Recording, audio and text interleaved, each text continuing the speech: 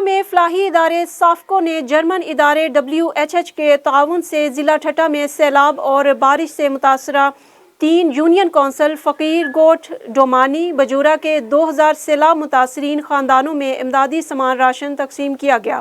ایک بیگ میں 18,000 مالیت کا راشن دیا گیا، جس میں آٹا، خوردنی تیل، چاول اور دیگر سامان موجود تھا۔ اس موقع پر صافکو کے افتخار ٹالپور، شفیق چانڈیو، منیر قرائی نے بتایا کہ یہ امدادی سامان جرمن کے ادارے کے تعاون سے سروے کے بعد حقیقی سیلاب متاثرین مرد و خواتین میں شفاف طریقے سے تقسیم کیا جا رہا ہے، جبکہ امدادی سامان راشن کے علاوہ متاثرین میں کیش رقم اور غریب سیلاب متاثرین کاشتکاروں میں بیج اور کھاد بھی تقسیم کی جائے گی۔ اس موقع پر متاثرین نے امدادی سامان دینے پر صافکو اور جرمن ادارے کا شکریہ ادا کیا۔